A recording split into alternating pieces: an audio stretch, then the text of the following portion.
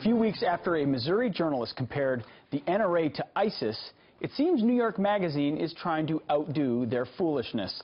In a recent article titled "ISIS Appreciates the NRA's Work," the magazine claims that loose gun laws in the United States make us susceptible to terrorism. The only thing is, they don't. Joining us now to discuss is Medal of Honor recipient and big fan of the Second Amendment, Dakota Meyer. Dakota, thanks for joining us this morning. So what do you make of this argument that ISIS thanks us for the Second Amendment?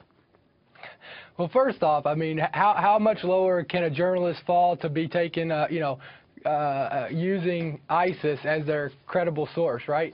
So, but I mean, I think it's ridiculous. I think that once again the media is going out and they're using their First Amendment to try to go after the Second Amendment by not looking at the facts. I mean, here's the facts of the whole thing of it, right? I mean, you look at San Bernardino, right? I mean, in California out there, they have, the restricted AR-15s.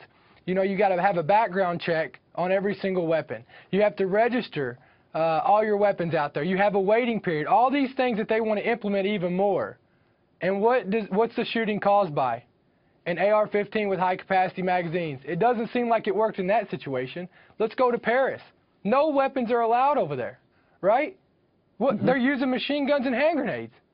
So it doesn't seem to work over there either. Turns out to Fort Hood. Turns out ISIS doesn't want to play by gun laws, whether they're on the books or not. This is what ISIS propaganda had to say about those gun laws. They said in most U.S. states, anything from a single-shot shotgun all the way to a semi-automatic AR-15 rifle can be purchased at showrooms or through online sales by way of private dealers with no background checks and without requiring either an ID or a gun license. There's a reason for that because we have a Second Amendment.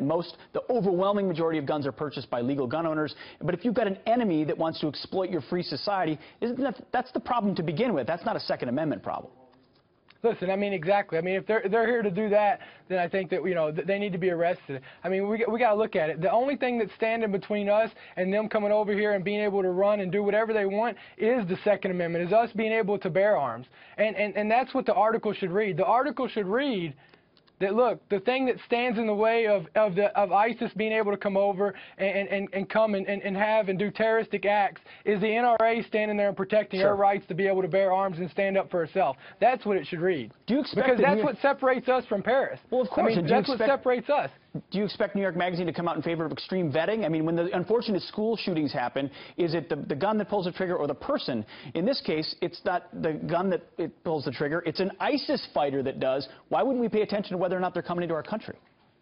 Well, I mean, look, exactly. I mean, but you got to look. I mean, the thing about it is that, the media has gone out rogue, and I think that that's more dangerous than what our gun laws are right now. I mean, under the Obama administration, the Justice Department said that 1/10 of 1%. Now, here's the facts: 1/10 of 1% of those guns sold in these places that they're talking about are used in crime. Sure. I mean, I think we're getting it right then, aren't we? Well, in a free society, you're not going to get it right every time, but if it's 1/10 of 1%, you're doing pretty darn good. Medal of Honor recipient Dakota Meyer, thanks for joining us this morning.